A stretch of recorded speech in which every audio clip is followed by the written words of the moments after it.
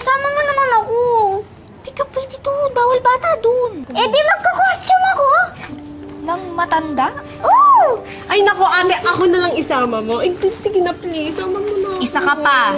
Kaya gumagaya kapatid mo sa'yo eh. Hindi nga pwede, sabit lang ako doon. Alam nga naman magdala ako ng +1, nakakahiya.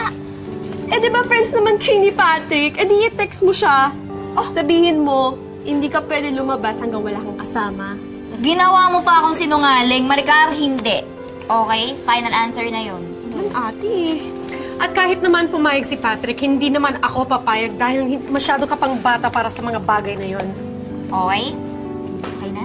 Okay, na po? okay na. Okay. Sige Kunin na. ko lang yung gamit ko. Ayan, ibaba niyo na. Mabigat kayo. Okay, bye! Okay, ingat. Bye-bye. ha? Apo. Mag-ingat ka. Bye-bye. Bye-bye. Huwag magpapagabi, ha? Huwag magpapagabi. Bye-bye! Sige po. Ano ka ba? Huwag mo na kasi ipilit. Pwede naman eh. Hindi pwede, diba? Hindi na pwede. Pwede nga. Ayaw lang ni ate. Kaya din kaya ni nanay. Maite, Pa, samahan mo ako kay Tito Marlon mo. Halika. ay, sige.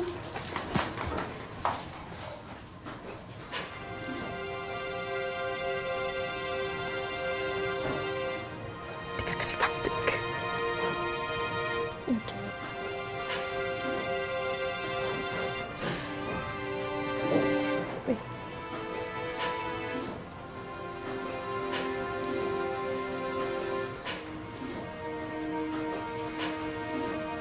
Oh, anong ginagawa mo?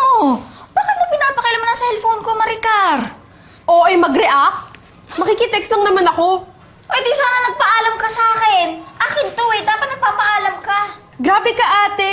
Di ba sabi ko, makikitext lang ako. Pati ba naman yung pagdadamot mo na? Bakit? Yung dati mo namang phone eh. Kahit hindi ko pagpaalam sa'yo, okay lang sa'yo. Pero ngayon, porket social lang yung phone mo, ang yabang-yabang mo na, ganyan ka na, napakayabang mo na ngayon, ate. Sinabi, Di ba ako sinabi ko lang pinapairam? na magpaalam ka sa akin kung gagamitin mo yun. Hindi ko lang pinagdadamo. Sinabi ko lang Naririnig ko sa kapitbahay yung boses yung dalawa. Ano nangyayari sa'yo? Eh si ate naman po kasi! Marika, tumigil Wait ka! lang! Di ba Tumigil nagsasalita ka! pa ako? Si ate po Sinasabihan kasi! ko yung anak nyo na magsasabi sa akin kung gagamitin niya yung gamit ko dahil hindi magandang nasasanay siyang gumamit ng gamit ng iba na hindi nagsasabi sa may-ari. Oo. Tama naman pala ang ate Maru mo eh. Huwag mong gagawin yung mga bagay na hindi sa'yo kung di ka magpapaalam. Bakit naman dati, Tay? Dinrawingan nga na yung poster ni Brian. Nagpaalam ka ba nun? Di ba hindi naman? Nagalit ba ako nun? Hindi! Ngayon, hihiramin ko lang yung phone mo, makikitext lang ako, magagalit ka sa akin! Grabe ka, ate! Ang yabang mo na kahit kailan talaga!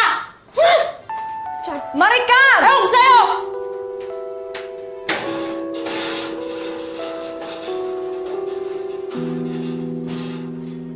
Sabi yung kapatid mo, sige.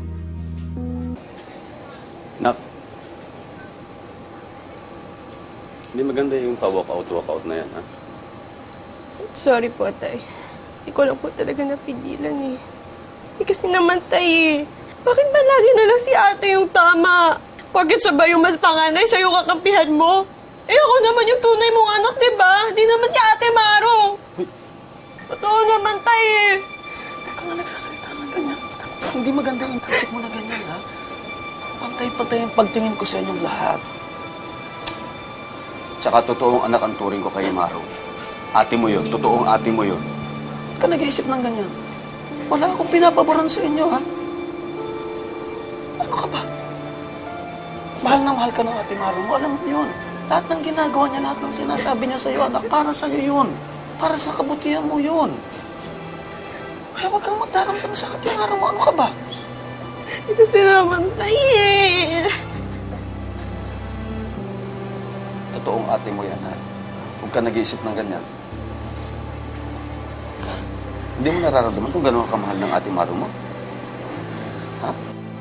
Hindi mo nararamdaman yan? Bakit ka umiiyak, Maru? Huwag kang nag-iisip ng ganun. Totoo naman yung sinabi eh. Sorry, Tay. Sorry ka sa ate Maru mo.